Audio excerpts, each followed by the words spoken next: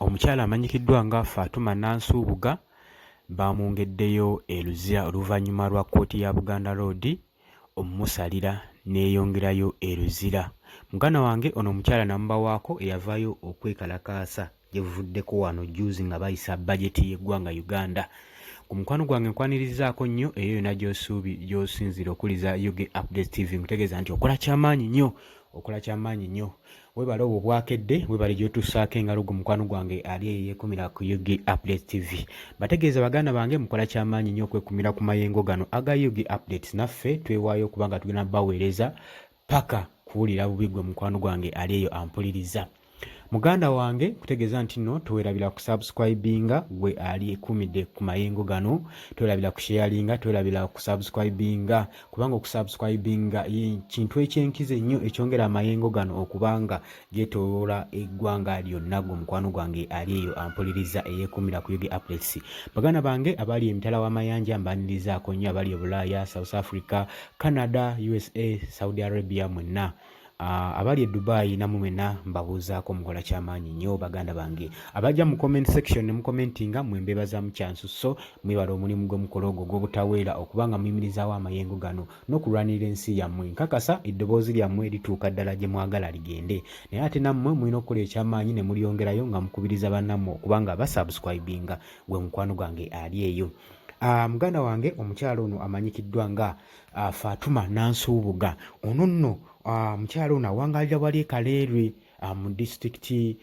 mu division y'e Kawempe gy'awangalira. Abadde akola mu katale ak'e Kaleerwe. Omukyalo ono musuubuzi w'amaanyi abadde amanyikiddwa. Jjo we bivuddeko mu paaliyamenti y'eggwanga, jjukira pulezidenti we yagamba bajeti eddeyo mu paaliyamenti basobole okuba nga bagikolako allocation. Kati olunaku olwokubiri ssaawa zaali 8 nga bali mu gibukkula bagikolamu allocations nga we zaali gwe mukwana wange ali eyo ampuliriza. Omukyalo ono tekyamumalira ye, yavaayo yayolesa obuvumu gwe muganda wange. Mukyalo ono Fatuma Nansubuga yavaayo n'ayita ku KCCA ng'ajja atambula ng'ajja ku paaliyamenti y'eggwanga Uganda ng'ajja yeekalakaasa eno waakaaba amaziga ng'ali bw'omu bunnamunigina, eno wawanisa ekipande ng'agamba nti nno ye ayagala Anita Among, Speaker wa Paaliyamenti ya Uganda, abeere ng'ajaabulira, abeere ng'aresigninga, ave mu kifo ekyo takisaanamu. Yajja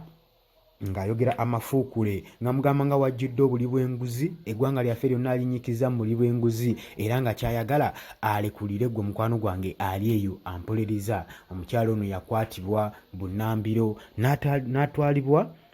ku police station awo mu kibuga muganda wange gye yasula ennaku 2, ate gye oluvannyuma n'atwalibwa mu kkooti eya Buganda Road eyamusalidde n'emwongerayo e Luzira. Looya we bamugambye nti nno Fatuma ayinza ofuluma ne beyiro naye kuwulira oluddako ku lutuulo oluddako mu kkooti gwe ampuliriza, era ng'ennaku z'omwezi 9 gye bamuwadde okuddamu okuwulira ensala ye nga n'omusango ogumuvunaanywa gwa kwekalakaasa na kuvaayo kuduumira Speaker Anita Among abeere ng'alekulira olw'okuba nti nno annyikidde enguzi etagambika, era bye baba banoonya abali b'enguzi ye yandisoose okukwatibwa gwe mukwano gwange ali eyo ampuliriza, naye ate abavaayo kulisaizinga ku nsonga eno gwe bakwata gwe muganda wange. Abali b'enguzi babalekayo ate ne bakwata abatalina musango. Gye buvuddeko emabega awo nakuleetedde omwami era yavaayo ng'alumika ku nsonga y'emu eya Anita Among okubanga resigning ng'alekulira ng'agamba omukyalo ono ajjudde obuli bw'enguzi,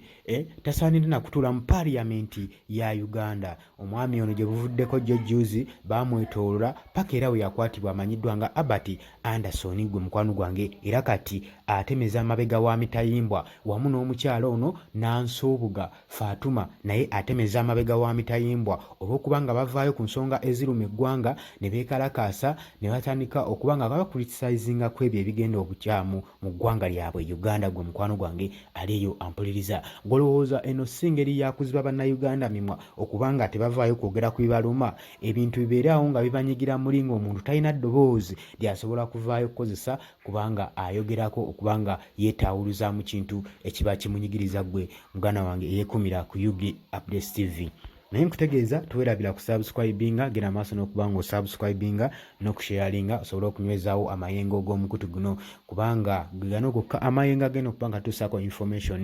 buli lukya okusinziira ku mawulire ge tufunye bitundu byaffe ne information ey'enkyukakyuka gwe mukwano gwange ali eyo ampuliriza muganda wange omwami ono nga naye we yakwatibwa mu ngeri y'emu era n'ono we yakwatiddwa era n'asindikibwa eruzira omukyalo ono amanyikiddwa nga Fatuma Nansubuga era yakwatiddwa ssaawa zino atemeza amabega wa mitayimbwa ng'omukwano gwange aleeyo lwakuvaayo n'ayogerako ku babaka ba paliamenti ku ba officers ku ba government officials abanyikidde mu nguzi abasupporting enguzi nga bagamba bantu tebasaanidde kutwala ggwanga lyaffe maaso waki tebalizayininga waki office tebazitulekera muganda wange omukyalo ono yavuddeyo bamubase bubasi nga bamutwala mu kaduukulu kati mu nnaku bbiri eyo z'amaze n'aggyibwayo n'atwalibwa ku Buganda kooti ya Buganda Road eyo nno gy'asaliddwa okubanga yeebakayo mu nkomyo paka ng'ennaku z'omwezi 9 omwezi guno omusango gwe gujja okuddamu okuwulibwa mu kkooti omulamuzi asalewo ensala ye oba ateebwa oba ayongezebwayo gwe mukwano gwange aleeyo ampuliriza eyeekuumira ku Yugi Updates TV. Muganda wange si byangu naye tulina okwerwanako fekka ebintu ebigenda maaso ndowooza obiraba omukyalo ono yavaayo mu Bunnamunigina n'ayita ku street za KCCA n'ajja nga yeekalakasa paka ku paliamenti ngeno waakaba n'amaziga ng'alaga alina ennyiike ku mutima alaga alina ekintu ekimunyiga ku mutima ekina ekintu ekimutuga waaki sipiika Anita Among ono taluzayininga waaki tava ku ntebe y'obwa sipiika kubanga ye alaba naye kennyininyini tagisaanira gyo gye givuddeko emabegako waliyo omwami eyavaayo Profesa n'agamba nti no takirumamu Speaker Anita Among ne munne Tayebwa tebasaanidde kutula ku ntebe eyo kubanga tebali qualified tebalina qualifications zibakkiriza kubanga batuula ku ntebe eyo gwe muganda wange ampuliriza yeekumira ku Yugi Updates era mu ngeri y'emu omukyalo ono yavuddeyo ne yeekalakaasa era nga mu ngeri y'emu omwami ono Albert Anderson we yavaayo ne yeekalakaasa n'abanga avujjirira ebigambo ebirumika Speaker Anita Among ne gavumenti ye nga wejjudde enguzi etagambika era noono yavaayo n'akwatibwa era wenjogerera atemeza amabega wa mitayimbwa gwe mukwano gwange aleeyo kitegeeza ki buli anaavaayo nayogera ku nsonga eneebeera enyigiriza eggwanga lye neemunyigiriza nga ye omuntu ono ye Albert yatuuka n'okuba nga alekulira ofiisi ye bamugamba wawandiike apology letter n'agamba n'akomba kwerima n'agamba nedda tekisoboka waakiri newembeera ndi ku ntaana siriwandiika kiwandiiko kino kyakwetonda wabula n'agamba waakiri okulekulira ofiisi era ofiisi n'agirekulira era oluvannyuma lw'okulekulira ofiisi teyasirika yagenda mu maaso n'okuba nga alwanirira eggwanga ye nga we yali asuubira ne muganda wange naye wenjogerera kati atemeza amabega wa mutayimbwa ate ng'ebbanga ddene lyamaze nga apostinga ku Twitter account ye ti bannange siri seefu siri mu seefu zone eno gyendi abasajja banneetooloola empaawo yavaayo kuyamba mwami ono kitegeeza mu ggwanga Uganda ng'okyakolera gavumenti ya mwami Yoweri Kaguta Museveni n'ovaayo n'okulisaizinga ku nsonga tolowooza nti nno oli mu safe zone n'ebitongole bya Human Rights Commission tebisobola kuvaayo kulwanira muntu wa bulijjo ku nsonga gy'abayogerako tegeeza mu ggwanga Uganda olimu bwekka olimu bunnamunigina gwe mukwano gwange eyeekuumira ku Yugi Updates kutegeeza tovaako nnyo tugenda kuba nga tukuleetera information tugenda kuba nga tukomawo nga tukuleetera ekigambo ky'enkyukakyuka gwe muganda wange ali eyo eyeekuumira ku Yugi Updates TV naye nkutegeeza towerabira ku subscribinga towerabira ku commentinga towerabira ku likinga gwe na ku sharinga gwe mukwano gwange eyeekuumira ku Yugi Updates tegeeza okola kyamaanyi nnyo era katukomewo.